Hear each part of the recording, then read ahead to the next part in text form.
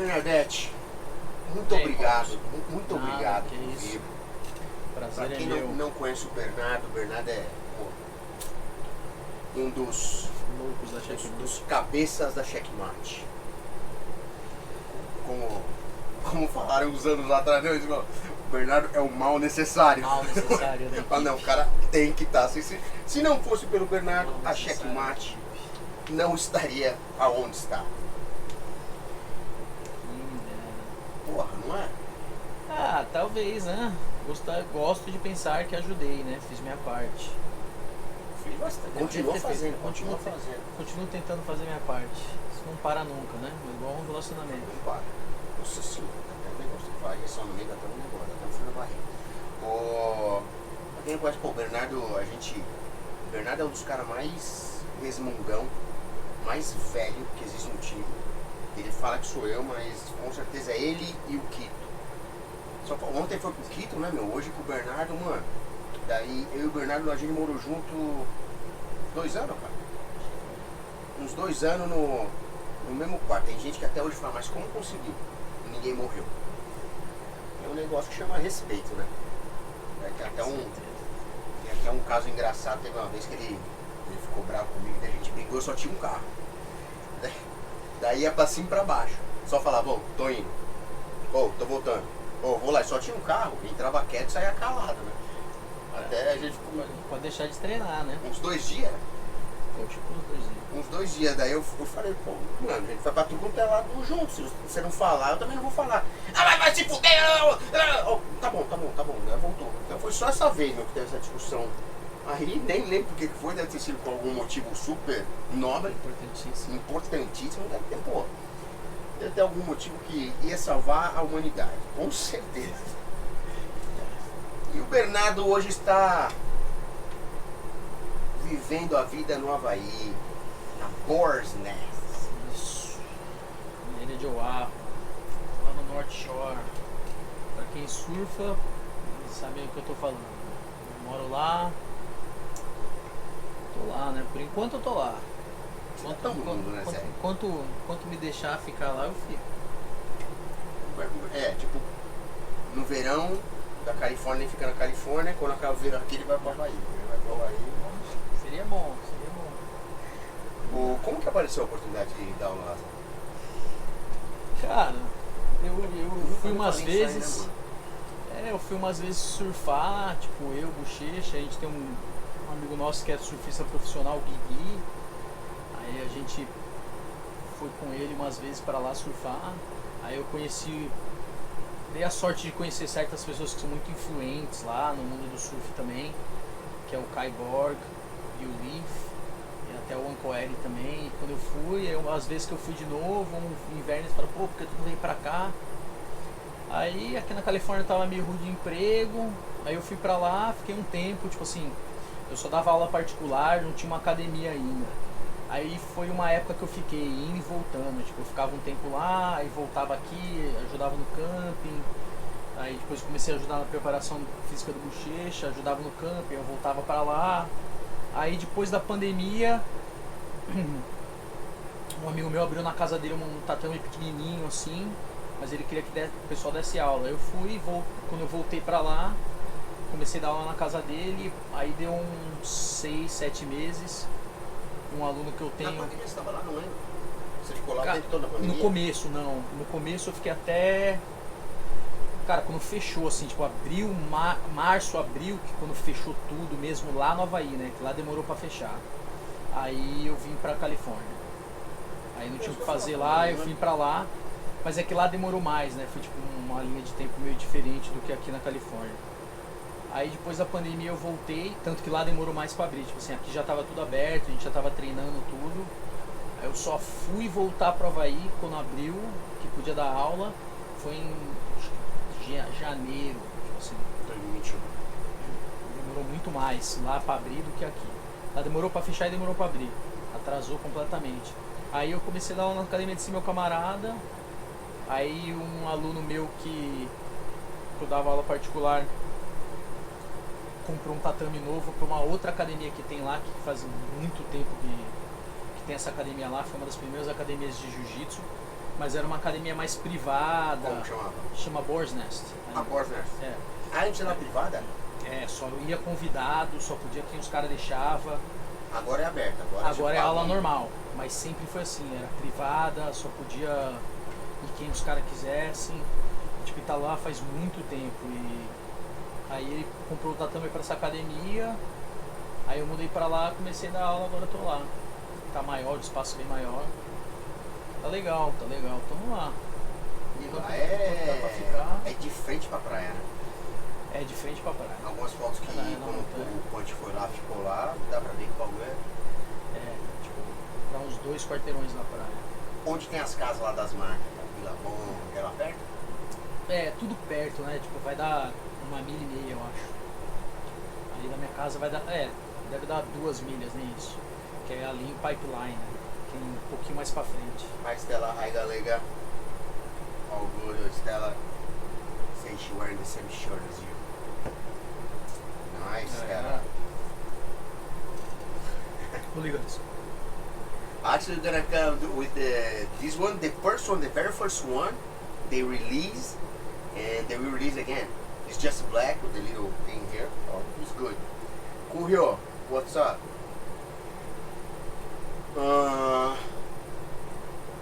Yesterday, we have the plan, me and Bernardo plan to come here to talk about the Master Worlds.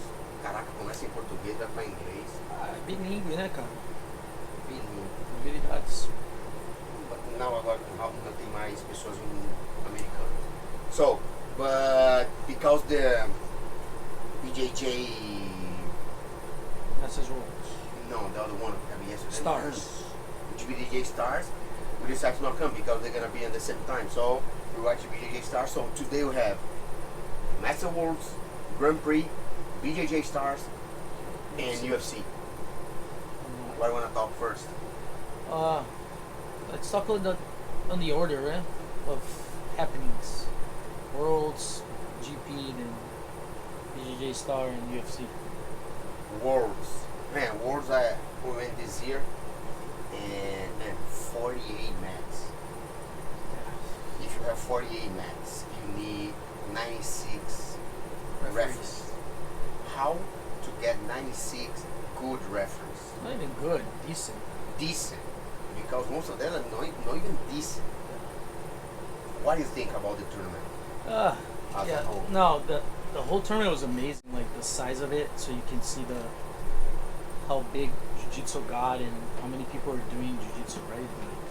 Because Masters Worlds, you take in consideration that they had the con and all those stuff, but how many guys that are above 30 years old are doing Jiu-Jitsu? Right? And if you think that's that's a really good world record, more than 10,000 people. Almost 11,000 people. Yeah. Yeah, so it was really good, like all the boots, how everything was good. But the referee, it was the only part, I feel that, not the only part, but as for Masters World, there was a flaw on it, but it's, like you said, it's hard. You can't find 96 people willing to be refereeing that has the experience, right, of refereeing and fighting pretty much.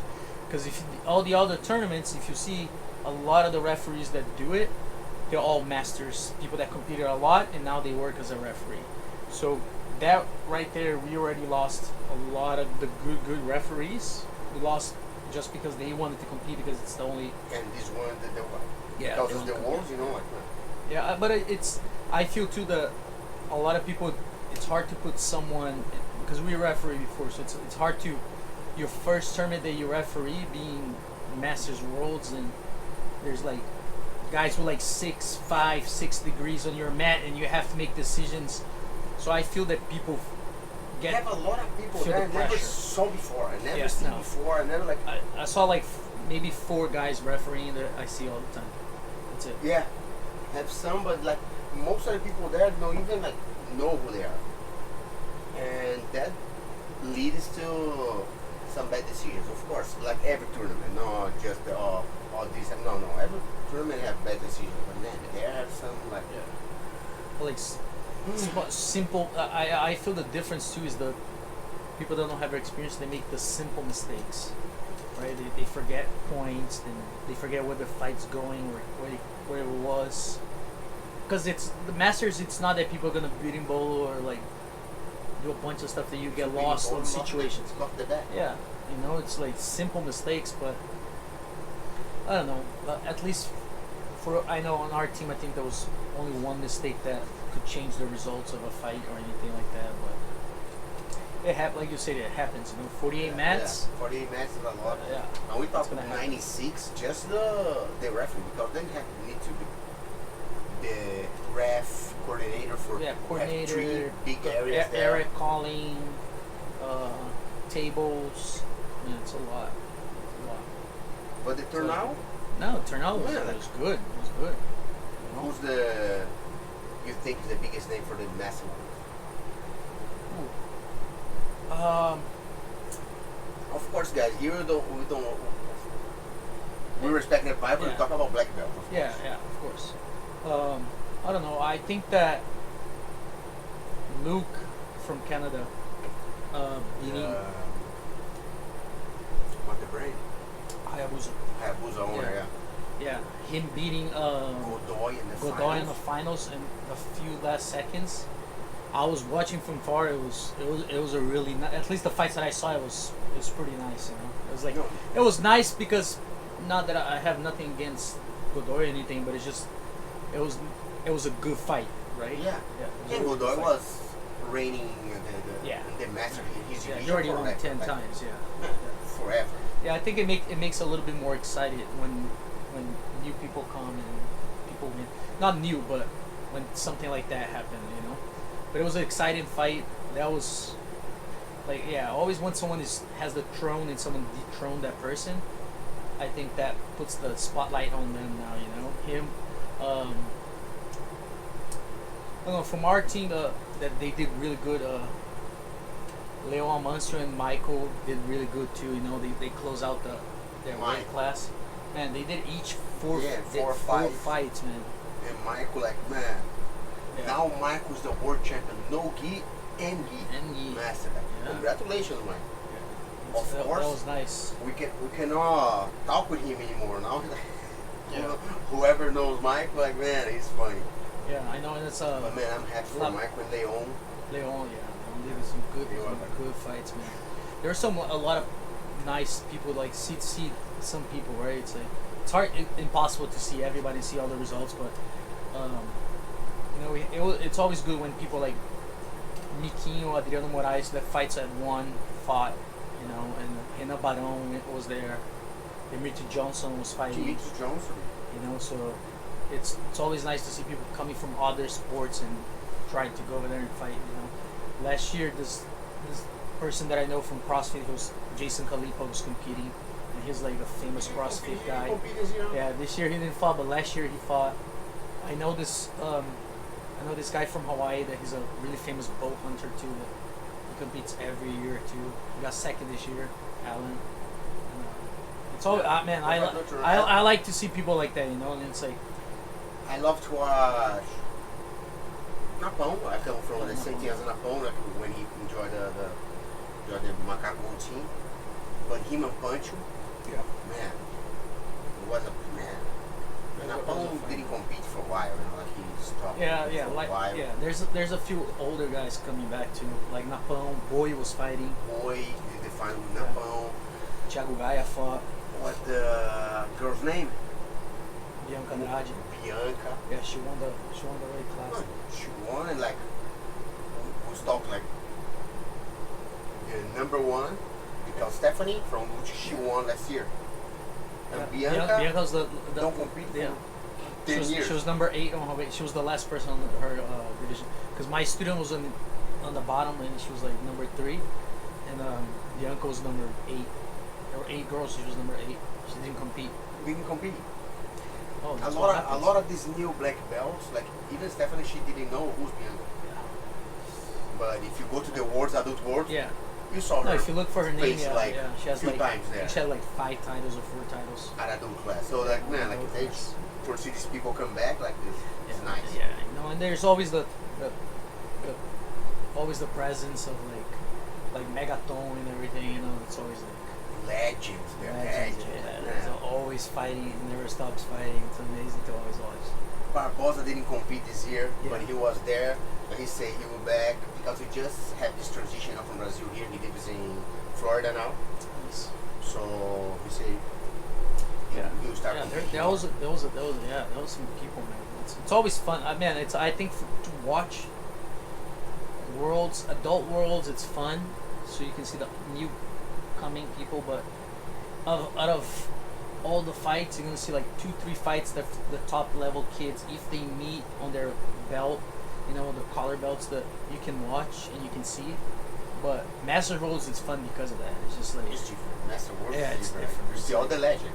Remember, Yeah. was Barbosa against Megaton, then Barbosa against Zemario in the open class. Open class. Yeah, it was crazy. Yeah, you know, like this year, man, a Pancho division, right? It was Pancho, Napão, Fernando Boi, Thiago Gaia, and only those guys right there. It's like Look, they were- all these guys, and Nathan didn't compete. yeah, Nathan the one yeah, close for- the yeah, last unfortunately year. he couldn't compete. But like, he's still like Yeah. was in the division. Man, it was like, was really nice to see. Crazy. That was awesome. So congratulations, IBJJF, Yeah. for Really nice. such a nice tournament. But For old man's. on the GP, they could have done better. That right there, I feel that it wasn't to this. I feel it wasn't to the standard that what they can do. To, it's kind of hard because they say that, you know, on the inside, the conversations on the inside of what happens behind everything that I was a presence of on the weekend. They say, oh no, we invited this person, we invited that person, oh the budget. But man, what's your budget? You did a tournament that was almost 11,000 people, plus everybody paying for the $35 for the registration, No, $30 yeah. to go in To go in, if you don't have a registration for competing or you're a black belt. We ended up adding the numbers. It's like 2 million. I'll easily say that $2 million plus all the venue then was paying to be there, so they helped to pay for the place, for the location. So, man, if you have on one tournament you raise almost $2 million, you're telling me that you can pay $5,000 or you can spend $200,000 on a GP to pay a little bit more to world champions to come, but then you put other guys, you know. But then we had the problem too, like I said, on the backstory is Flow Grappling controls. They have a list of people that, oh, we want these people to show, you know, because those are the guys that sell. I understand, but out of 6, put 3, 4, you know, then Exactly. put people that deserve. You know, like Leo said, it's like, man, if you have no world champions, it's like if the world champion doesn't have a priority to do a super fight in an IBJJF event, why did he win worlds? What he gets from it? You And know. we have this experience, right? Yeah. You offer like the guy, and they don't know. But I don't know. It was Menegali, of course. No, not of course, but he won. You know, and I don't know. It was a good fight. It's like from the semis, it was a good fight, but from the beginning, you pretty much knew that Like, you know, Vitor like, Hugo, oh, Vitor Hugo and Menegali was going to do the finals, and I feel like that's what everybody wanted anyways, and even more because of the challenge that Menegali did before, you know. So it's kind of obvious that that fight was going to happen anyways. I don't know why they did a GP.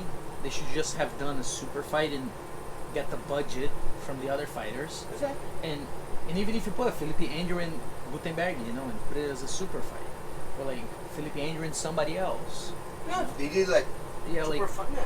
I can't say like we're the Muniz brothers, you know. So like they're top level guys who are not there, and there was It was Also- Minego. yeah, Nenego and there's like some of the other guys, and A lot of people that yeah. the world have 10 weight divisions. So 10 world champions. No, even the females. Even a few. You know what I'm saying? Even the females, it's like I understand there, but there's so many. Like you said, there's 10. There's 10 different people that you can call. Even the people that in the podium, you know. It's like these guys are in the podium. Let's make this person against this person. And they should have done like a super fight, like a legend super fight, you know. And it's like Try to find someone that didn't want to fight the worlds and make them do the GP, you know? The only thing I have, like, Yeah. like all the other years, when we have Bochecha, Lo, João Gabriel, all these guys was in the middle of the tournament. They Yeah. stopped the tournament, was in the middle of the tournament. And this time they put inside the building, but the other mat in charge, and then have like people that was competing. Then they don't charge even watch. $100 to 250 people, so that's $2,500. That's more than half what they pay. So you know, 25,000. yeah, 25,000. Then they want to tell me that's like that's a budget problem, not having better fighters. Yeah, you can, you know, it's like nothing against Yancy, Pica-Pau, but it's like Tynan, man, for the past 60 fights, only one guy beat him. You think he was the best choice? Exactly. Where's the Rotolo brothers? Make that fight happen, right? Everybody was wishing to that. It was either him or the Nego. The Nego already had the fight. Let's do another different fight. But Tynan sells a lot, right? So then they put he just came from a loss. So they put a guy that it was not guaranteed, but it was a guy that would be easier for him to beat and win. So it pumps him up again, you know, because he came from a defeat. But then, what's the whole purpose of it? You know, it's just like, I don't know. They could have done. That's what I'm saying. It's like they could have done a better job. It's just the only thing that they're lucky is that Vitor Hugo and Menegali just came to finish everybody. Didn't care. Yeah. You know. Then once they fought, everybody wanted to watch that. Then, man, Jackson, a guy put up a show. You know, him and Nathan. It was a really good fight. To do the same thing with the Kobada Abadi. And man, I'll tell you this, that's like two different weight classes almost, and the kid still, you know, couldn't do a lot. Won by like one or two advantage. Palito talking crap here. Right. Man, Palito, man. Speaking English, he can understand. Yeah. Yeah. Yeah, see, But I don't know why he's watching, because you can't really understand, but that's okay. E aí, Palito? Tá tirando você aí, ó. Vamos pro relógio. Oh, O cara tá calmo agora, o cara tá mudado. o cara roubava o portão. But like, the fights, like I said, like, we need because we have the fights, but we don't need the 8 people. No. We know who's gonna be the 4-1 gonna win to the semis. Again, the budget. I'll prefer, if you want one fight to happen, if there's no 4 guys, or at least 3 guys that has the chance, if there's not one side of the bracket that could be, maybe you don't know what's going to happen, then might as well just do super fights. Or even like, if they grab, look, it's 40 grand, it was $48,000. Yeah. Right? So 40 grand for the first one, 8,000 for the second, I think. Yeah. If you get 2,000 more, it's $50. If you give 25 to each fighter, they'll fight. Who you really think Vitor Hugo is gonna be like? Nah, I don't want to fight about. Menegali won, bet 20 grand. If you give 25, he was gonna fight Vitor Hugo anyways. Probably even less, because he wanted to prove that he's better than the open division guy, the last double gold guy. Even if they put only 4 guys, they already 7-4. Yeah, but again, it's gonna be not a warm up fight, but it's not a reality of like who's gonna. Then I prefer, you know, it's like put them as a super fight, the first one, the main event, co-main event. Get Gutenberg, get Felipe Andrew, put them to fight. I feel there will be more of a who's gonna win kind of fight. But man, I wanna be both. Yeah. I wanna be Gutenberg and the semis and Vitor Hugo. Yeah, you know, but it's like put Gutenberg and Felipe Andrew as a super fight. It'll be more excited than, you know, and it values more the fighters than putting the guys to go over there and get like. I heard Gordon signed for a fight with Felipe Andrew with Geek. That's true? Yeah. They're gonna Why fight. is that 1,000? Man, I feel that Felipe Andrew signed up as he thinking like, oh, I'm good at gi. But who do you think Menegali trained with? Footlock? Footlock's not gonna work. Forget about it. Pulling guard? If the guy has good pressure with no gi, that there's nothing to hold. With gi? With gi? You think Gordon can beat him? Yeah, 100%. 100%. Yeah. 100%. Gordon, Right there. well, first of all, Gordon is like 230, 240. Felipe Andrew's like heavyweight now. Sometimes medium heavy. He fought on Abu Dhabi Pro. He fought as medium heavy. Is this 200? Yeah, like 205. 195 or 205. You know? Yeah, and like you said, it's like on the foot. He's not gonna get toward his leg. No. The gi helps, but you think he's not training with the Meregali? If Meregali plays guard for 2 months, if he passes twice, he's ready. You know what that fight It's the problem is not that Felipe Andrew's not good. It's just like people. I feel like people take for granted that the guy only trains no gi, but people forget that people that train only with gis, they train for 1-2 months at ADCC and they still do good. You got the second place in the open class, and third place in the weight. Man. You understand? Then it's like it can be the same way around. The guy that only does no gi, when he comes towards gi, he trains 1-2 months. He's ready. Oh, he's a You know, complete he plays bottom top. exactly. Like, It's a double. Felipe Andrew's not gonna put him down because with the gi and no gi, what he doesn't do judo throws. He's a better base. He's a bigger guy. Felipe Andrew's gonna pull. He's a heavier guy. Has really good pressure on top. He breaks the frame. He collapses the frames really good. Yeah, and again, two months. A guy that does no gi, 2 months training, is gonna be ready. The same way that all the 90% of the people that do jiu-jitsu guys that when they go to ADCC, they train for 2-3 months and they're ready for ADCC. So what's the difference? And there's no difference. And he's training with a guy that has a really good guard. If he had no one to train with, I could be like, maybe. But for Meregali, everything. Meregali has a really good guard. Everything. And he's a really heavier and stronger guy than Felipe Andrew.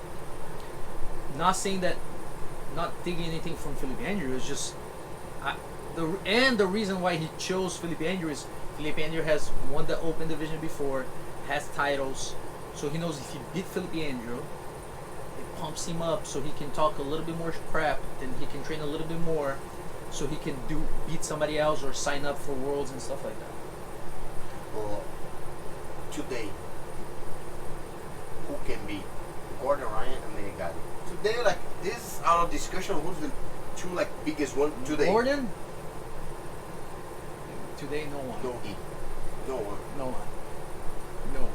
And that's like No one. Like I feel like In a super fight training, Felipe gonna get beat. Like if Felipe training like he was training for that fight that Gordon got sick.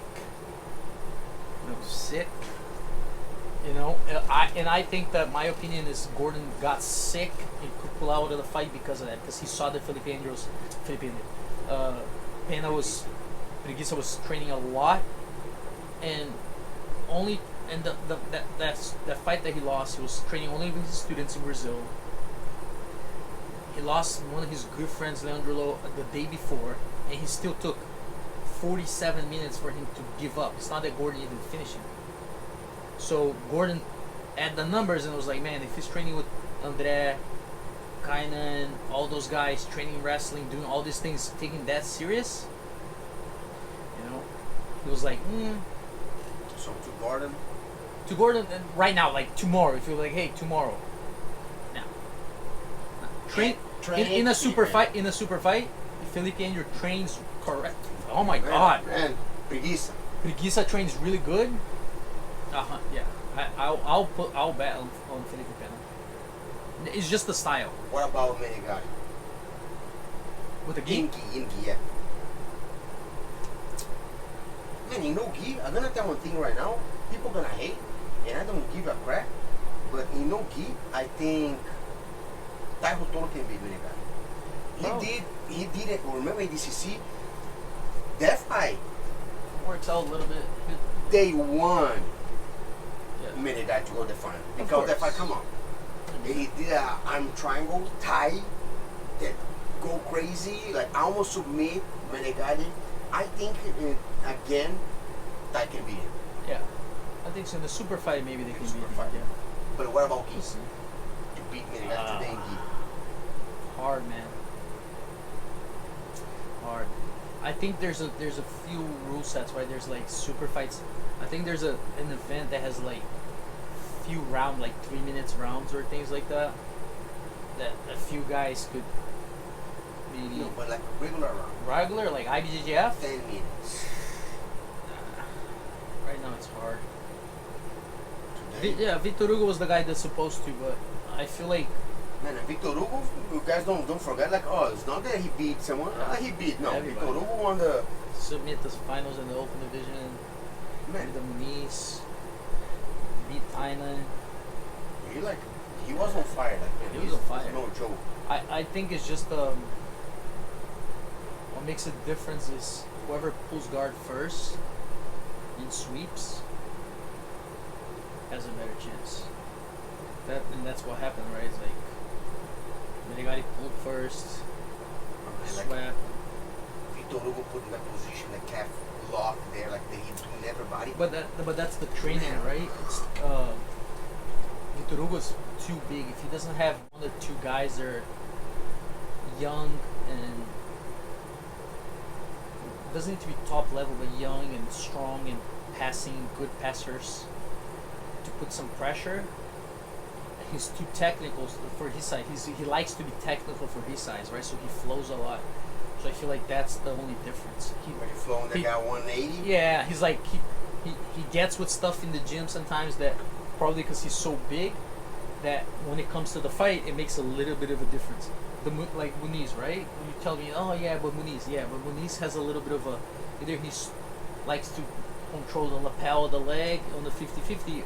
Then when he loses that position, that he's not a pressure passing guy, and it's good for Victor Hugo, you know. And that's what I feel. But right now, Menegali is doing good, man. Not the greatest person, but His jiu-jitsu is like. Yeah. His jiu-jitsu with Francisco Lo, of course, is way lighter, but Francisco Lo, he knows that position. He fights the freaking man. When he passed the guard, Menegali has like, you see his face, don't throw like calm, Francisco Lo, boom, take the angle. Because that's the thing now, right? It's like the problem with Menegali too is before he wasn't the best guard passer. Right? He was okay, but he played guard. His guard was everything.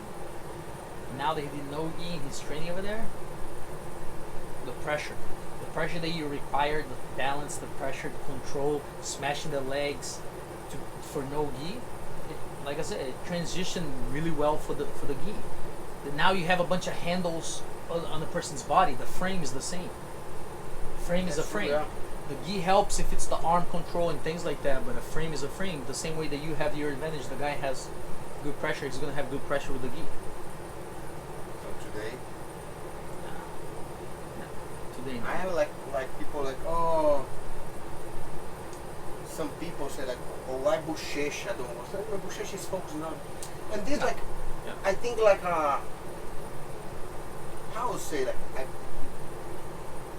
I respect Menegali because remember at the Wars in Bochecha filmed the pyramid, he trained with us, helping the camp, the other athletes, and was like, oh, Bochecha will fight or not? We know, but people don't know. He called Leo and asked Leo. Yeah. Even in one of the podcasts, he like, I never gonna talk not about Bochecha. He's retired. He did his job. He like is the best now. He's retired. He's doing other things. He's doing MMA. If one day he come back for jiu-jitsu, then we talk. But right now, I say like, I have not to talk about the guy. He's the best. He's in the Guinness Book. I'm not gonna talk about this. I like better that thing. It's man, good. Yeah, and now he wants to do what? He wants to only do what Gordon is doing, right? He came out after the super fight. He was like, yeah, I'm not gonna fight IBJJF Worlds or anything like that anymore. I just want to do super fights to make money and show people the way to do stuff and like to make money in jiu-jitsu. But it's hard because if you don't have, like, he has the title and he come with you know, like I said, and people want to see him fighting, but yeah, but like it's not for everybody. He did good, but then he go and give the because I beat Victor Hugo and he is 2 times open weight class, so I think I deserve to be in the Hall of Fame. I said no, my friend, you don't fight that. I think that's his mistake right there. He should have fought another like 2-3 times, put some numbers, get into the Hall of Fame, because that can hunt him, right? Like in the future, people are gonna be like, yeah, you did this, you did that, but then it's like, are you in the Hall of Fame? No. How many titles do you have? 2, 3? That's it? You're supposed to be the best ever? Because Gordon, that's what he's doing. He's chasing numbers. So it's not only how he's fighting. And he said, like, next ADCC, I'm gonna pass on that. Yeah. So it's like, and that's why he fought weight class and the super fight, because he wants to add numbers. But I understand adding the numbers, because then once you have numbers and plus how he's fighting and what he's done, he can say whatever he wants. But you can't tell I'm the greatest ever and be like, oh, you know, I beat that guy, so now I have 4. If you go beat everybody and then gi beat like everybody, but don't fight ADCC. How can you be the great? Exactly. So it's like, I feel like he should have fought a couple more times, then do what he's doing now, like doing only super fights. If he was smart, he would have still be fighting IBJJF and just doing super fights during the whole entire year. Yeah. You know, like Gordon does. He fights some super fights so he stay active, so he gets ready for ADCC. And when he finds people that he wants to fight, then he gets ready. He do little camps so he stay active, and you know, and what I don't know. It is what it is. BJJ stars. Your thoughts on the event? It was nice, man. I you know, I tell you, I don't know what goes behind the thing, but I feel like, I don't know, maybe it's a visa problem or what. I feel like there was a couple of girls that should have been invited to the event. And they were from Zenit? Zenit. Yeah. I forgot her name. The one Abu Dhabi. Yeah. ADCC. Yeah. Forgot her name. Yeah. She should come. Yeah, Amy Campbell, right? Yeah, Amy Campbell. Yeah, she should have been invited. I tell you this, even if you invite Elizabeth Clay, she'll probably go. Elizabeth Clay, Fionn Davis. Yeah, Fionn's kind of small, but Elizabeth, like, man, she did that super fight with Gabi. Yeah. She doesn't care. She's good at footlocks and stuff like that. Maybe she should have been invited, at least to have 1 or 2 girls that are like good fighters than from another country, you know, and not taking anything from the other girls that fought, but again, there was 2 girls that I don't know if you have been over there, you know. It should be there are other names like this girl, you know, like put someone internationally to fight that GP, you know. Exactly. Would be better for the it'd be better for the event, you know. And it's just like, I was happy to see Tayane Porfilio come back. You know, that was nice. And she did good, huh? She did very good. She did good. Yeah, of course. She always been a good fighter, you know. And now she lost some weight, and I think health wise, it's good for her, you know. That's like, and even for her jiu-jitsu, she always have a nice mobile jiu-jitsu, and I think her dropping some weight, it'll just make her even better, because she always liked to play guard, you know. And she did good, man. You know, but I feel like there were two fighters that were over there that was like, I was like, yeah. It's the same thing, you know. Like some people there just for fun. You know, and once you put international fighters, if you think about it, the sport's so big, even more super fights in the United States, it gives more attention. You know, it's like, what else the Americans be like, well, you know, yeah, that's what you do, and it's like they only put, you know, Brazilian girls to fight. But maybe it's a visa thing. I don't know. I know Canada is not that big of a deal to get the visa. It's faster than America, United States. But I don't know. I feel like those 2 girls are like, you know, at least one of these girls should be over there. Amy Campbell would be a good fight. Good challenge. 100%. For Gabi. I almost say Nene, but no, yeah. Yeah, but the whole thing too is Adesanya in a different level, you know. She's different level. Like, man, like, she's in the level of Buchecha of like 2018, 19, like 17, 18, 19. Those 3 years, Buchecha was in. She's on the level of Buchecha's level since 2012. Yeah.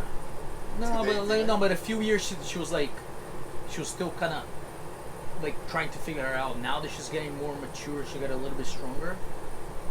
She's in a different level. You see it. She just. For her too, like I think like to be Gabi, Adesanya will be or Amy or Tayani well trained. Yeah. Because Tayani just come back. No, almost 4 years. Almost 4 years without competing, man. That makes a difference. You know, you can see her first fight. She was really like pumped about it. She was really like adrenaline. It was like she was like, you know, because it's been so long she didn't fought. But yeah, man. But the girls, different level. Different level. So we made the finals in 44 seconds, 46 seconds. Yeah, less than a minute. It's ridiculous. The super fights will have like someone like the one I like, because you know FIFA have problem with the girls making the marketing for the like you see the event have a lot of empty spots. Not a lot, not half, but half like for an event like that. Yeah, even Tayani posted, right? She posted, she was like, hey, you know, you girls complain about equality and all that, but when it comes to marketing, nobody's trying to do anything to promote the event. Then so don't complain if it never happens again. You know, she was right. It's like ego between girls. One girl's the other. Yeah. Oh, you don't invite me. Oh, you invite her. Yeah. Oh, but man, promote the event. We cannot have 500 athletes in one super fight event. Yeah. Like, please. You know, but you know, like, then talk about who's not making the marketing and the best make the marketing. Yeah. That should be an example right there of how you should do stuff. And Peter. Yeah. Man. They all made us. Man, Peter, like, man, I always say about Peter's like, man, it's hard to watch his videos and not laugh. He started with after he won the awards, the Master Awards. Yeah. Semi-final supposed to be him and Kyle, and they didn't compete because they want to keep the hype for the fight. And of course, have the contract. Yeah. But then he started with that shit with the skateboard. Go to Brazil skateboard. Oh, give me a ride, and then he get there, and he went to the arena with the skateboard and go to the mat with the skateboard. Like, man, like, Peter, he knows how to do the mark. He make the master class being fun again. Yeah, like 100%. People like watching. Yeah, and the way he fights too, you know, it's like always like he said, like he always does the flying arm bars. He goes for the finish every time. And the freaking this tournament, Almeida pulled the guard before he like was going to the floor, and that position you told me there, like, you know, they go like a little weird, and like you see Almeida already coming like leaping. Yeah. No, you can see on the fight too. They pulled the replay, and you can see when they stopped, Almeida was almost tapping, and he had a hard time standing up. You know. But it is Peter's excited fighter, man. He definitely he'll be back, fight again. You know. The event, so it's like he does the good marketing, so people like it, think it's funny, brings attention to the event. I don't know how much Peter made, but I have I guess that he make a good money now, like with these events, because man, like, yeah, hopefully, man. He bring a lot of attention for the event. For the event, yeah. Hopefully he made. I know he got. Well, if you convert, he made $2,000 for the submission of the night. For it, it's good too because he lost his job. You know, he was saying he gave an interview and everything. He's lost his job, so he's definitely gonna need it. But he'll probably get a job. You know, so hopefully he'll get another job fast, teaching and everything. Yeah, he like that. He will find another job like that. We had Vitor Honorio back to competition too because he was out from compete for a while. Yeah, since nationals, right? He he did nationals last year, but this year, but he skipped the worlds. Yeah. He said he skipped the See, World but Cup training. he's a guy that should have beat. I don't know if they invited him, but he should have tried to be at least beat at the GP. You know, the one that the Masters Worlds. And he beat Menegali. He beat Menegali before. He beat Menegali before. So he did good. We have the Baby Shark and Samana guy. It was a good fight. It was a very good fight. Man, like, Yeah, he won by a little detail. Fala Elinho. Elinho Bartem. Yeah. He won by, man, the last, like, Well, the same way he won. 5. Same way he won ADCC. Not the same time frame, but same situation. He plays smart. He plays guard. He attacks.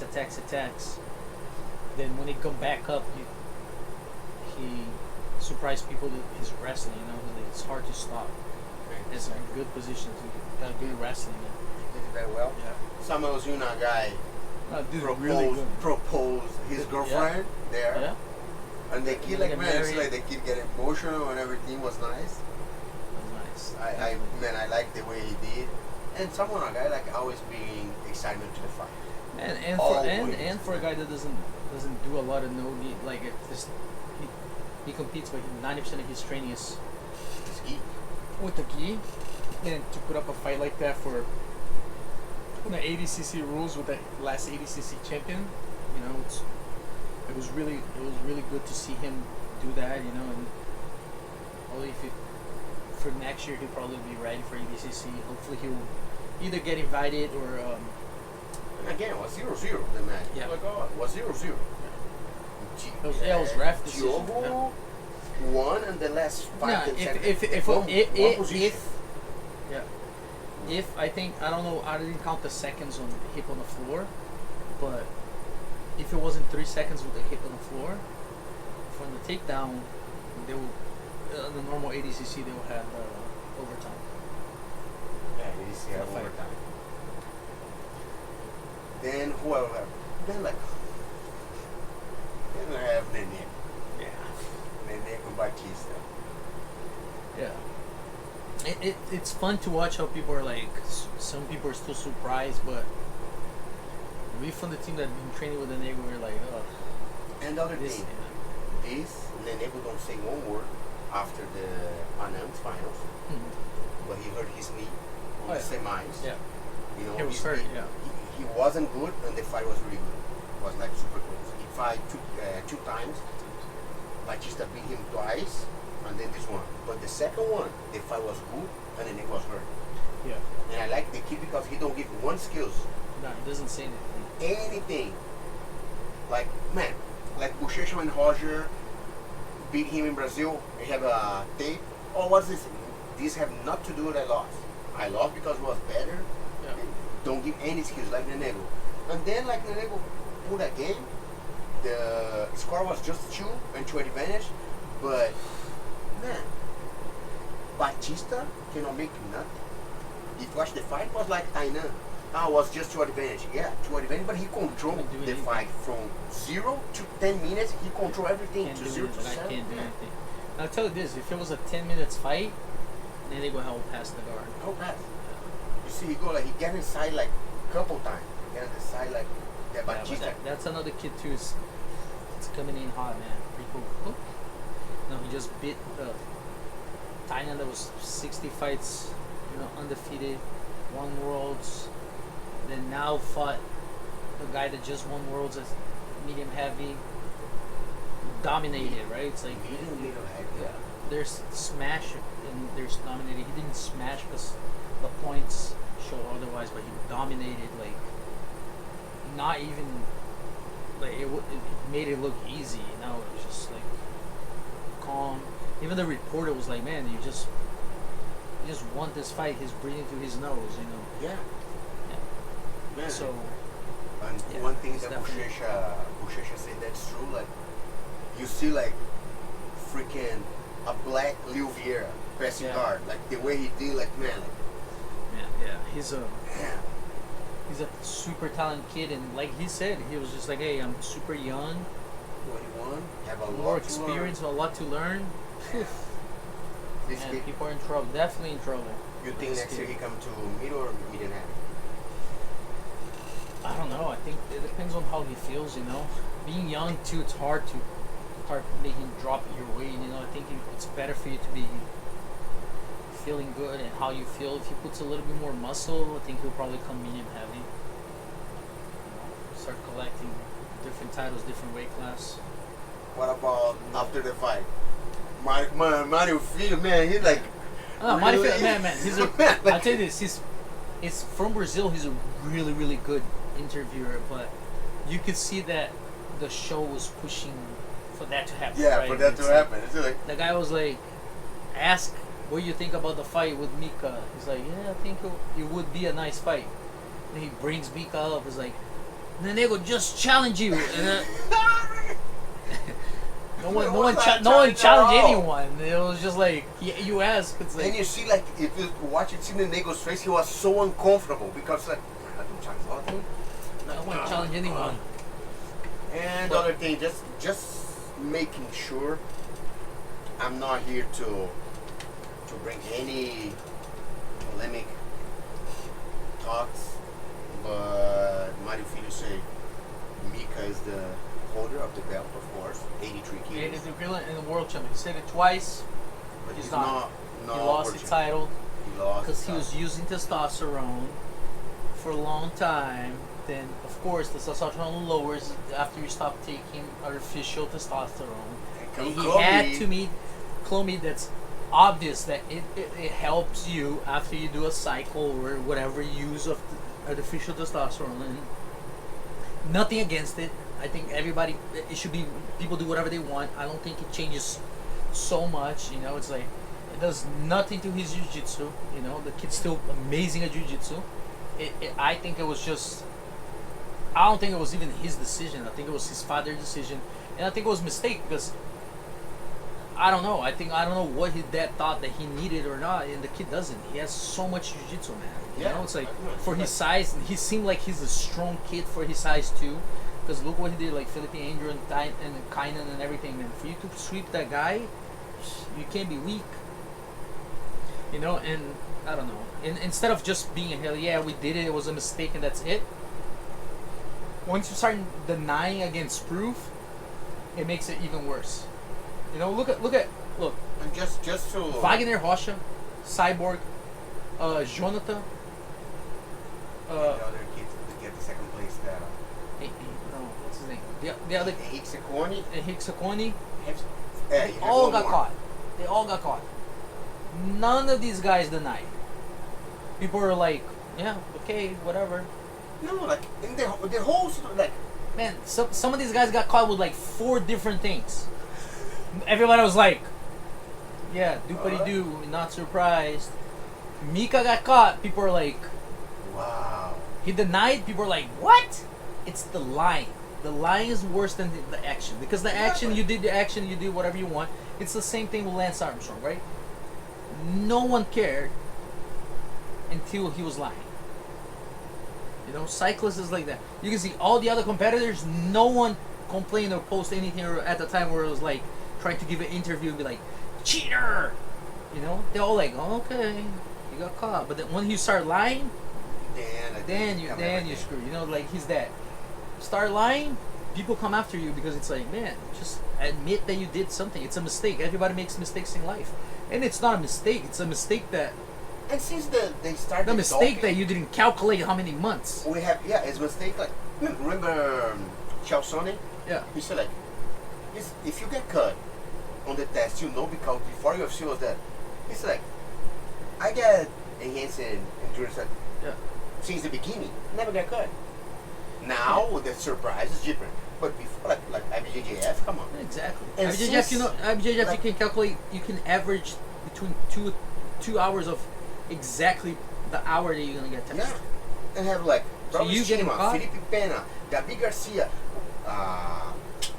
Tayane. Oh no, 40 years. But Tayane was the problem. With Tayane is this. She was the only one that kept denying and lied about it. You can't lie. Once you get caught, you just need to be like, yes. Yeah. then that's why the difference. But none of these guys were like, look at Felipe, exactly. Look at Felipe Pena and Kinda. They all got caught. They all admitted that they did it. They came back after, won the title. It didn't make a difference. It didn't make a difference in their life. So it's like, I can't understand why can't you just be like, and the dad as a dad should be like, yes, it's my fault. You know, I thought it was a mistake. I thought my son needed it because I thought he was young and small, so I want him to be stronger. That's it. Say something like that and those lines and be like, boom. Now, like you brought so much bad attention to your son. He went to the doctors to see. Not even that. It's just like he went to Moses. You know the worst part? Tomorrow I'm gonna post the video that Moses say that my. You say whatever you He want. never came. He never can because he can't. He can't argue. You can't argue with science. That's the problem. That's the dad craziness. Is this right? It's like Pedipan and all those guys get angry at him because of that. Because it's like, it's not what you did. It's you keep denying. There's no argument. It's science. It's science. And for him, because one of the most stupid thing he ever said was, my son had a low testosterone. It's like, your son is 18 years old. If he got a low testosterone and you look like that, no, if your son has zero muscle definitions, chubby, it look like he just woke up walking around every day, and you tell me he has a problem, has low testosterone, I can be like, yeah, I understand. If your son looked like a little freaking 20-something, 30 years old man, all muscle, all muscles, the other kids, all muscles, 14 years old, like, yeah, all heck? muscles, and you tell me he had low testosterone? Come on, man. So it's just like, no, that's like, okay. too much. You know what I think is the worst part is this: the kid got so much attention because of that. If he loses an important fight against someone that's hard, it'll get to the kid's head that he's like, man, maybe I just won that year because of, you know. Yeah. Hopefully it won't happen, but there, you know, his dad put his kid at that risk as being like, mentally, if he doesn't make it or he doesn't win worlds or win the first big tournament, because he fought a bunch of small tournaments, not taking credit for anything, but it's completely different. You're going to Vitória Open in Brazil and you're fighting Pan Ams. Reality. Of course. You know, it's not the you know, and if the kid doesn't win the first big tournament or the first big fight he does in the tournament. Who's guy here? What's that? Austin. Remember Austin? Train with me? The white boy guy? Oh. Austin. What's up, Austin? He's like, who's this guy? He looks familiar. Hi. He trained with How's it going? condition with you for a lot of yeah. at the time. And he said that like, oh, you guys saying that he have a problem. Imagine now he's gonna get treated. He's gonna be like 10 times better. So, okay. But like I said, he denied everything. Like that will make this topic will be end like 1 week after. Okay, get cut done. People will be done. Be like, oh, he got caught. Yeah, Then anyway. No, everybody will be like, the whole thing is this. No one will be surprised. Everybody will be like, yeah, I already knew it. Of course, he was taking steroids, and that's it. It'll be done. But his dad makes a bad choice. You know, manager probably didn't help. No, his dad's like. Bad I really don't want to get in the milky go home topic because yeah. First he kicked it out. I'm not a fan of Vitor Doria. Actually, I don't like him at all as a commentator or this. But Vitor Doria was getting ready to go to surgery. He announced they're not gonna be managing his athletes anymore. Like that was going to the surgery. Then the other thing, when kinda go to the legal position on Mika, blew his knee, Melk was celebrating and looked to the people like, like your son just got hurt. What the freak is that? If it was something serious, it could end the kid's career, and the guy was happy. Man, like, was happy, like looked to the public. He needs attention. Melk, the problem, like he wants attention so bad. Man, you know, I seen so. I mean, living in Hawaii, you see so many dads like that. It's people that frustrated their career on the sport that they love, so they put everything on their kid. Everything on their kid. It's exactly what this guy does. Crazy. He's lucky that his kid's really good and it's doing well. And seems like a nice kid. In the comments, everybody say Comments? Like they say he's a bright. No, Miss Mom. Miss, you know, like the how Miss in English? Miss Brazil, Miss. Mãe de Miss, que ela fala. Miss Mom, because like, oh, my daughter, she's the beautiful one. Oh no, she cannot be. Oh, she did that. Like, oh, what's the Miss Mom? Like, Nah, man, this is just hard. You know? What else? Who else? we talk. No, this was the end. No, this was like, that's it. UFC. No. Victor Dory. As a commentator. Man, I don't know the person. Stage Mom. Austin says Stage Mom. Yeah. Thank Austin. Yeah. I don't know, man. I don't know him in person. Nothing against the guy. The only thing that I don't like is you cannot have a job and mix your personal interests as a manager as when you come to be a commentator in a show.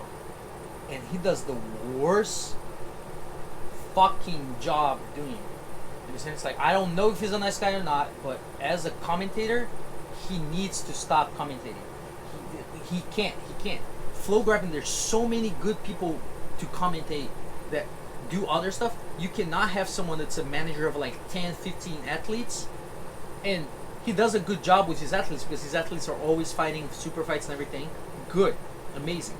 If you can't be an impartial and unbiased person, do not get a job as a commentator, because you ended up doing things that you should not be doing. Like, he doesn't indirectly, he talks shit about other fighters that did better than his own fighters, that he should not be doing it. And say, like, the GP, his athlete was partially losing the fight, and he was talking crap about the person that was on top and being like, well, she's just over there using the rules, stalling.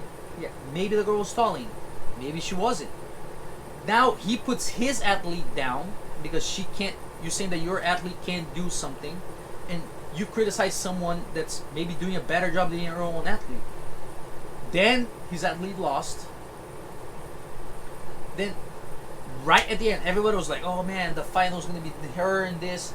Then he goes and he's like, yeah, you know, I'm worried because their last few fights were so boring, it was so horrible.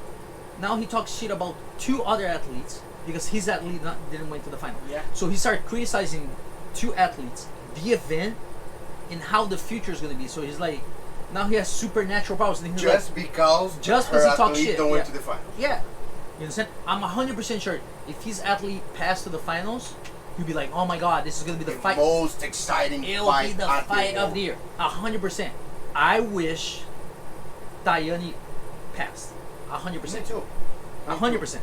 I think it will be a lot better fight. And it only fought once before. They fought Once. What belt? I think first year is a Gabi belt. Yeah, I think they fought once. But 100%. But you cannot be. It's a fight. Your athletes are not going to win all the time, and you can't discredit other people for winning and talk shit about an event, how the final's going to be. You're a commentator. If anything, you should be like, oh my god, they're going to fight again. You don't have anything to say good, just be quiet. There's 3 other people sitting at the table. I think he does that a lot. Like, his fighters are the best in the world, everybody else sucks. But the problem is, he has maybe 3 athletes that are really good. Everybody else is just a hype that he got himself doing a good job as being a manager, and he puts the athletes to fight. But you can't talk shit. Even if you have the best athlete in the world, you still can't be talking shit about other people just because your athletes didn't do good. And you're a commentator. It can be personal. If you can't be unbiased and you can't make your job as a manager and your job as a commentator separate, don't do it. Don't get the job. Exactly. Don't get the job. Like what he did with the nigga. Like, oh, no, and Tainan gonna be 3rd time world champion. And then the nigga go beat him. I told this before. Like, oh, he's the friend of the champion. No, because the worst part about that video is he tells on himself. He's like, you can watch my video. Yeah. I told on the video. And then I Then watch you go it. exactly. Then you go back over there. And he's saying that Tynan was gonna win. I understand exactly like you said. He wants to be this friend of champions, and I understand because he wants to have like this, right? He has nothing to do with the name, Jansen. He talks amazing things about Jansen, well deserved. But anybody else that won, he didn't say as nice things as Jansen won. You know what I'm saying? Because maybe he wants to manage of Jansen, you know. But again, nothing personal, and manage-wise, his work as a manager, I understand. He can do whatever he wants to make his athletes, because that's his job. His job. Yeah. He needs to put, even if he's managing someone that doesn't deserve to be in the place, and he was competent enough to put the person, he did whatever he had to do to put that person to fight in a super fight or in an event, even though his athlete doesn't work. Amazing for him. Exactly. That's his job. Once you're a commentator, you have to be unbiased to whoever it is. It could be your brother, but you can't commentate, talk shit or more to one person and put the other person down. You have to stay in the middle. You can talk reality about titles and stuff like that, your opinion about like, I think this person has a better chance, but you can't talk and complain and criticize and be pushing one side so much as he does. Because now you're lacking one job. You're doing a good job as a manager, because all your fighters are fighting, but then it's like you shitting job as a commentator. So don't be a commentator if you can't be unbiased and you can't take the loss of your athletes when they're fighting. Just be a manager. That's it. Yeah, exactly. You're doing a good job as a manager. Stay as a manager. Stay as a manager. Like, man, some people can be great athletes, but cannot be a good coach or. Exactly. It's the same thing. Like, man, do your job and that's it. Yeah. UFC, man, UFC. Overall, congratulations, congratulations to FIPA. Was a great event. Man, I saw like FIPA always does good events, man. I remember since Brazil, he did this a few black belts. Man, back in the day, probably 90% of the people listening don't remember this. He did two. He did the lightweight one first, then he did the heavy one first.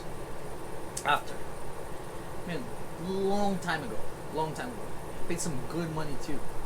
You know? Bench Sports, remember when I had Bench Bench Sports, he put on TV, jiu-jitsu, some jiu-jitsu fights fighting on TV. Man, André Galvão was like brown belt. He fought that. Him and Sergio Moraes, he beat Sergio Moraes. You can have Shaolin Barbosa, Shaolin Leozinho. Man, like a bunch of fights. He did a good job. He does a lot for the sport. You know, some people don't like him and all that stuff, but that's a personal thing that some guys have with him, but for the sport, he does a really good job, man. Yeah. No, he did. And I like him. He's a nice person to me. I know him outside the events and stuff like that. Around the match, when I paid attention, man, it's a little sofa, couch, white, like the VIP section. Whoa, man, super nice. Congratulations again. Very good event. FIPA nice. What else? Well, UFC. The style blender cannot blender too much. It's hard, right? Martial arts, you have the karma, right? Karma comes knocking on your door. You can dodge it a few times. And freaking martial arts karma is a bitch. Like, man, they come back. It comes. At some point, it's gonna come to you. You know, the guy's a little bit. There's one thing being like Conor, right? He talks crap and he does the little jokes and everything. And he loses that he keeps doing the same thing. I feel like you can't change, right? Like you can't be, when you win you one thing, when you lose you're completely different. Because now it's like, oh, every time you win, you want to give an interview, you stay for 5 hours, you want to talk, you want to mimic people. Yeah, exactly. You want to do all that stuff. Man, like, really? Then you lose, you come and you're like, oh, win or lose, I was not gonna say anything anyways. Really? I bet you really, if you think he knocked the Strickland, he would just sit over there and be like, win or lose, I was not gonna say anything, okay, peace out, and leave. No, he just left because he got bit. Clean. He underestimated Strickland. He probably did it one game plan. He thought Strickland was gonna come crazy. He was just gonna pick the guy apart. The guy stayed composed. Made amazing job for Strickland. People can say whatever they want. He can lose every single fight from now on. He schooled people on how to train. First of all, the guy didn't. The commentator said that he was doing like 20 rounds of sparring. And it showed because we have someone he barely drink water. He didn't sit down. He was pacing around, barely listened to the coach. And he trained with Pancho back in the days, right? And then Anderson. Actually, I have some roles with him. Pancho like jiu-jitsu, but anyways, Pancho like if you have 10 rounds, you're gonna go 10 rounds walking forward. Pancho like he don't care. He like the guy stick to his game. Didn't lose his composure. He didn't do anything crazy. Because I thought I was like, first round I was like, oh shit, nice. I was like, man, if he doesn't come back crazy, lost second round, came back to the third, fourth round, same game plan, patience, went back to the corner. You could see the guy was just like so focused. Even in the corner, he was like standing up, ready. It was like, if he didn't need more time, if it was 25 minutes fight, he would do exactly the same thing. On the opposite end, you can see Stylebender was just completely mentally broke. It didn't work. He didn't do well. Well, it's really hard to punch moving backwards anyways, to fight backwards. But you can see he couldn't do anything about it. Probably took the guy regret it and didn't do as good of as a camp anyways. But again, karma comes knocking on your door, man, you know? So you got too arrogant. One thing is being confident and cocky and being, yeah, I'm the best, all this stuff, and you're proving you're doing things. Another thing is being a little bit arrogant, and he walks that line like... To make jokes like freaking Conor McGregor. He arrogant, he's everything but he make joke, yeah. Come on, little guy. Let's go ahead and beat you up, little guy, for Chad Mendes. Yeah, little guy. Come on, look your size. You don't have size, come on, little guy. You what? 5'3"? Yeah, one thing I think Conor he does the game so he can be on people's head, you know. Stylebender does the I'm too good, I'm the best, oh I'm so good, I'm a wonderful, nobody can beat me, I'm untouchable kind of thing. So then it's arrogant, you know. Conor does a lot of I'll get to your head kind of talk. And people start figure out the Adesanya's game. Oh, yeah. They start figure out like, man, you see, Strickland come with the same game as Poirier, like kinda, but he don't go through. But because Poirier start beating when he get the first knockdown in the first fight, first round, and he can get knocked out in the second fight. But like Strickland, you see like sometimes, no, don't go. Step back, now, go again. And like so he did that for 5 rounds. 5 rounds, perfect, man. And walking backwards, if you didn't train that a lot, you're gonna get 10 times more tired faster than where your game plan was to moving forward, controlling your pace, you know? All those little side runs, and nobody keeps doing that doing sparring. Nobody circle for 3-4 rounds and be like, hey, let me do a plan B that I have to walk around and do little hopping and moving back and side hopping and keep changing directions for 3-4 rounds. Nobody thinks about that. You understand? It's like once you're not ready, you do something you're not supposed to do, that you didn't train for it. I think the arrogance got to him probably on the camp, you know. And I already know he was gonna come back and he's gonna make some little excuse of like, I was sick in the camp. I'll be surprised if he's humble and be like, no man, it was amazing. I was 100%. You know, I was just game plan didn't work. At first he said something like that, but he's like, I had to talk with my family. Co-main event. Tai Tuivasa and Volkov. Man. Volkov too big, man. It's like too long. Too long. It's too long, and it's hard to get close to the guy. Like, yeah. But Tai Tuivasa, man. But Tai, like he dropped the head and go like. Man, he's the kind of guy that as long as he wants to fight, he'll have a job at UFC. And you see his style, fight style when they're now, street fighter. Street fighter, man. Like, freaking the modern era Tank Abbott. Yeah, and he trains with his training partners with Mark Hunt. Mark Hunt is one of his training partners. Oh yeah. And now you can see like the. I like that.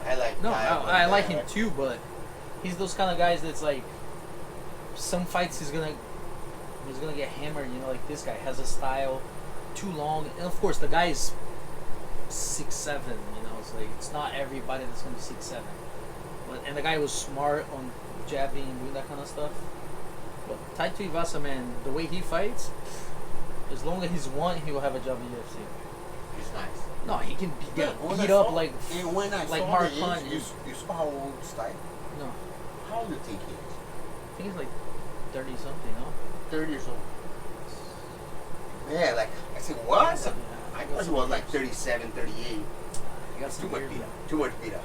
Yeah, he's an excited fighter, you know. So yeah. He's like everybody likes to watch him fight because either he knocks people out, or he gets knocked out. You know, he's a little bit of like a Vanderlei Silva, you know, like better, style better. Style better. Yeah, you know, and he's gonna be like he can get hammered to the freaking face, so he always be excited because he's always getting beat up and he makes a comeback because he has heavy hands. Everybody's gonna watch Do you him. think Volkov will be a champion? Have what needs to be a champion heavyweight? No. Well, I would have to see his ground though, his wrestling. Tall people like that, they're gonna be good wrestlers. Yeah, because he have like a couple of chances. No, He the other Russian he guy. finished the fight on top, you know, him out, but he have a couple opportunities. Like me and Keith was like, man, his ground is terrible. He cannot control. No, not even that. Just the wrestling. If your arms are that high to from the ground, until you get to your legs, you know. But no, the other Russian guy is probably gonna be champion. Forgot his name. The other Russian guy is gonna be that's some hands. And the one that knock out Tai Tuivasa. Huh. The That kid is from good. Chute Box, Felipe something. The third fight. Dos Santos. Felipe dos Santos. Man, the kid's good, man. He's good. Man, Good that one kid. thing, like, when they connect like a couple points on him, I said, he goes down. Man, And he's come young. back. He's young. What the- Yeah. He's That's the 21 thing. years old. Yeah, 21 years old. Yeah. If he keeps fighting like that, Oh, he got a no job. experience. Like we don't Oh today. yeah, no. he He got a because contract the with fight he UFC. put there in 7 days notice. 7 days notice. You fight your top 10. You know, on your your UFC debut and only 7 fights, and you put up a show like that. Man, UFC loves that. Like you did a UFC a favor and you do so well fighting against a ranked guy like that.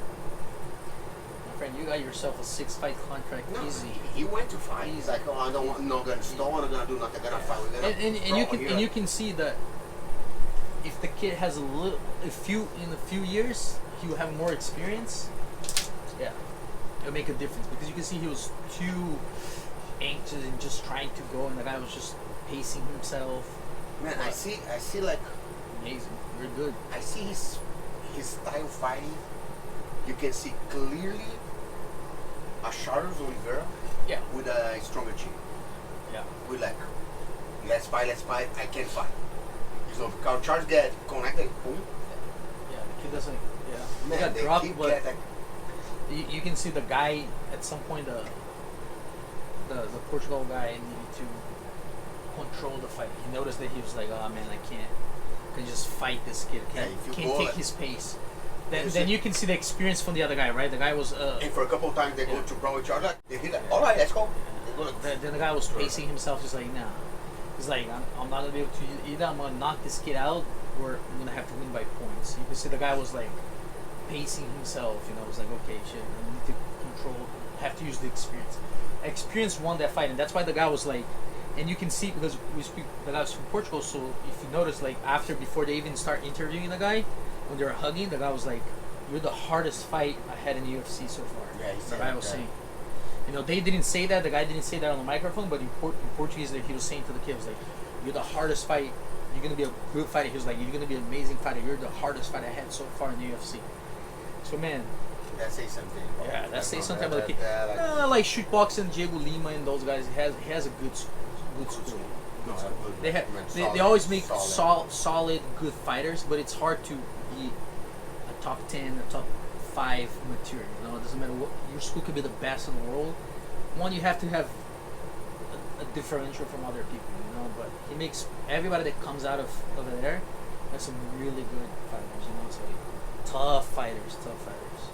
And I like the way I see the kid there.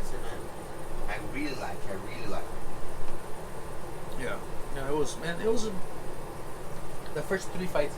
I think just the main event was just such it was a surprise, because even my student was texting me before the fight. He was like, "Hey, what do you think?" And I was like, "Man, I'll be surprised if it let past the 3rd round, because just the way Strickland's history, right?" And freaking Strickland said, no, I don't go to the ground. I'm gonna stay like." And all the websites in Brazil, everybody. Oh, he did it, but yeah. But one thing, the problem, I don't think my surprise that he didn't talk to shot the leg, right? I thought that he was gonna go do that anyways. No, he got the leg 3 times. But like grab or let go. I think it's the. Don't worry. I thought it was the. I think the biggest surprise was how composed he was, and how was the strategy, and he kept going. He didn't lose his head. Right? The last 30 seconds of the fight, you saw him fighting. That was his normal act right there. Yeah. Lower the hand, scream, then just go forward like crazy. He didn't scream the whole fight. He didn't talk because he talk a lot. He talk a lot of crap. He always talk. Every fight, he don't talk. It's like he's on the mission. Yeah. He was on the mission. So okay, I'm gonna beat this guy. No, that was the surprise, was that. And I think Adesanya, I don't know what he's gonna say, but he can say whatever he wants. That what makes the difference was exactly that. Like that style pushing forward and and the composure, it's what made Adesanya a surprise. That Adesanya was like, I think Adesanya understood that he was going to come forward for a little bit, but I don't think he thought that Strickland was doing the whole entire time. Didn't lose his head, didn't try to just go crazy so Adesanya could find the precision, because Adesanya is a really good striker. He's really precise and everything, but I don't think a really good counter. Yeah, he didn't. Yes, he didn't give like that window, the little openings that he needs, right, with other people. And I think that what really surprised him was that he couldn't mentally provoke and make Strickland lose his calm and just go crazy. And man, like I said, he was like, no, you can see, man, you can see that when people say it's like, oh, some people wake up some days and it's your day. Strickland, that fight was his day right there. You can see that, man. It was going to be really hard to lose that fight. It was so, even on the bench, he was not even sitting down trying to listen. He was just like, he was so focused. He wanted to fight. He was just like pacing himself, get a little sip of water, walking around. The coach would come talk to him. He was like, okay. He was just like, okay, go again. At the post-fight interview, like they asked like, what was telling Adesanya? And the end of the 10-15 seconds there, he was walking, talking crap. He was saying, let's go China, man, let's go fight China, man. And I told you, like, I love the post-interview when he talked about Adesanya and being grateful to be in New Zealand. So, like, come on, you are foreign, like, people. Man, like I said, it's like, once you need to be, maybe that, I don't know, that video, he's just like, I think it was more of a joke because of the cartoons and stuff like that he feels, right, and he'd say that kind of stuff. It was just something at the time. It was an old video. I feel like he does things too, like he made comments that's like, even when he was trying to he went up a close fight against the guy from South Africa, Duprats. Yeah, or something like that. And the guy made a comment, and the guy was like, I'm more African than you are, because I'm really from Africa, and I was born, raised, and I still train over there. And I understand, it's like, then Adesanya made a collar thing, right? It's like, yeah, you're African, New Zealand, or whatever he was born. If he was born in Nigeria, if you never lived in a country, how do you know the culture? Like, your family, yeah, you have 0.1%, 1% of the culture every day over there, but you don't go outside. You're not in Nigeria. You never went to school in Nigeria. Yeah, the other guy can be white, being on the neighborhood of South Africa, the apartheid and that kind of stuff. He's probably Dutch from bloodline and everything, but the guy didn't say anything about race or anything. He just said I'm a true African because I was born and raised here and I trained here. That's And I will be the only champion that's really from Africa. It just said nothing about race. Because you can be white and be born in Africa and raised in Africa and have 2-3 generations. You understand? If your parent was one of the first people to get there, the white person to be born in Africa, you've been over there 5 generations. You understand? It is what it is. And I feel that he made a mistake. He wanted to provoke the guy, and I think it was unnecessary when he did that after the fight. He was saying like the N word for the guy. It's like, oh, what's up? Be this, and it's like, for what? You want the guy to be like hated because he made a comment? It's like, what's the thing? And it's like, why you want to create something like racial? You know? So it's just like, the fight's a fight, and the guy said what he said. He was like, born and raised in Africa. Let's see now the future for Adesanya, because now like. Oh, then why it's gonna be like, oh, they're gonna fight again? Yeah. Because he knows that it's like, if he doesn't fight for the title, he's gonna have to fight one of the top guys, right? So he's gonna either fight Chimaev or Paulo Costa again, or he's gonna have to fight Duprats that he would tell, no. Let's fight Duprats without the title. Then if Adesanya loses, then he's done. He's done. If he loses like one day, like then he's gonna have to wait another like 2-3 fights for him to fight the title again. You know, so it's 2-3 fights. If he wins. If he wins, yeah. But you know what? Then it happens. What happens to Holloway, right? Man, like Holloway was like lost. Then they pushed so much, the guy kept losing. Then now he's just like trying to fight, and they give him the Korean Zombie. Not taking credit for the Korean Zombie, but I'm sorry. It's like, you can't fight for a title next if you fought Korean Zombie. The guy retired. Too, like he had his time. He retired. Retired. There was 3-4 guys that were tougher than Korean Zombie that Holloway didn't fight.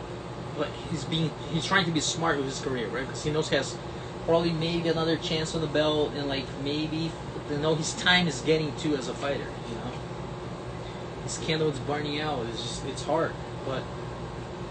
What are your thoughts? This is like totally out of the subject, but for the UFC 294, 2 main events, Paulo Costa and Khamzat, Chimaev and Islam and Dubrovs. Man, Paulo Costa and Chimaev, it's going to be. I think it depends more on. That one's going to be a hard fight to predict because, one, Paulo Costa is a big guy. Chimaev is big for lightweight. He was fighting 170. 170. Now, 185. he's not the bigger guy anymore. Yeah. He's actually, if he comes with that body, he's small. And Paulo Costa is one of the biggest guys on the weight.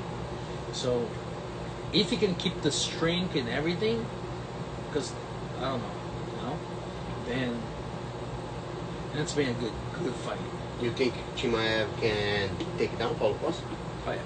Take him down, yeah. On the floor? Hold? Hold him. Yeah, hold him and everything? Yeah, ground and pound. On the ground? Yeah. It's gonna be, man, I wish I'm that not fight... talking shit, but I feel like Paulo Costa, it's like Brian Ortega and freaking, what's his name? The Kukui. Tony Ferguson. Everybody talks like they're amazing at jiu-jitsu, but it's like, come on now. It's like, it's not like that. You know, about yeah. Chimaev, you say? No, Paulo Costa. Paulo Costa. Yeah, everybody's like, oh, he's really good at jiu-jitsu, but it's like, because Chimaev's good. Yeah. His pace is the problem. The problem is not his wrestling is amazing, the best, but he's not the greatest in the ground. But the problem is his pace. It's one speed. You can see with Durinho, right? Durinho's good at jiu-jitsu. Good, really good. Really good at jiu-jitsu. And you can see Chimaev couldn't really put him down, but couldn't do a lot on him. Right? So... I wish this fight was 5 rounds. Oh yeah, 100%. Man, I wish this fight was 5 rounds. This is gonna be the second Chimaev fight. The Durinho I wish was like 5. And this one too, I wish was 5 rounds. Just to see like the pace for these guys. How they can keep it up. But But Islam and Charles? the Bronx, man.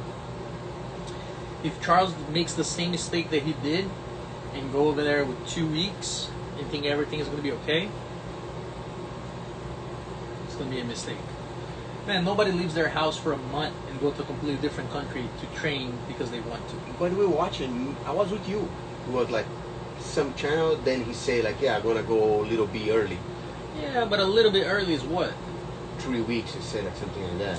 If you're going to go 3 weeks, go 4, 5. Paulo is there like no 50 days, right? 51 days there. Exactly. On Costa. Exactly. You go there That's like what you need. almost 2 months. What, you think freaking... What's up, Roach? You think Islam leaves his family and all those guys that go with him leaves their family because, of course, they have the support of one of the sheiks over there and do all that stuff? I understand. But they go before because they know it's necessary. And the Khabib said it was like, I knew Gage was going to get tired because I was there a week too. In the first week when I used to train, it was exactly what happened to Gage. And if Charles Bronx didn't took notice on his loss, he thought it was something else, it was just a day off. I was just off. Wasn't my day. Come on. It's like 11, 13 hours difference. It's dry and hot, even though inside it's AC the whole entire time. And they don't train on AC. And the fight happened like early in the morning. 6 o'clock in the morning. If you're not in Brazil trying to match exactly the time zone for 3 weeks. Roach, say hi. Bernardo. What's up, Rochito? If Roach come here, to visit us, maybe you can meet Bernardo, but yeah. You stay at your house feeling sorry for yourself. Roach, next week, beach day. Don't forget, my friend. Get your shit together for Saturday. But, I don't know. So I think Charles, if he does everything right, it's going to be a different fight. Me too. I think he's a better striker, and he's a really good ground. The problem with him is he accepts the guard too much, and those guys on top, that's what they want to do, right? Yeah, what they do, like that's what they do. Control on the floor, like wrestling. My friend, you can train as much as you want. You're not gonna find better training than those guys do. No. It can help you, but again, I feel that's a mistake with the Brazilians, right? They have the structure, he makes the money, and he goes and he brings a coach. Man, you're a coach trying to teach you and your friends does nothing. If you don't bring the coach, then you have your friends, and you have 2 guys, 3 guys that are just wrestlers to help you learn. Your friends know as much as wrestling as you do. That's true. So their attack, you're gonna have to it's not the same thing. Like, so it's like, find a coach, go somewhere in America, find some 2 guys or top level guys that have a normal job. It could be NCAA Division 3, Division 2 fighters, you understand? That just got out of college and just bring them to Brazil or wherever you're going and make them stay over there for like 1-2 months, for a month, and they're your main focus on your main training for that month, until you really understand. What else? You're not. The reason that Khabib, Islam, all those guys are so good is 20, 30 guys really good at wrestling, really good at ground and pound, that once they go against each other, man, if they can put their best training partners down, the chance of someone in UFC being the same level as them is almost zero. Yeah. Well, you can see that, and I feel the difference. Look at the difference, right? Gold nickel. Guy barely started his MMA career. He opened an ATT gym close to the university, Penn State University, so he could keep wrestling at the university, and he could train MMA.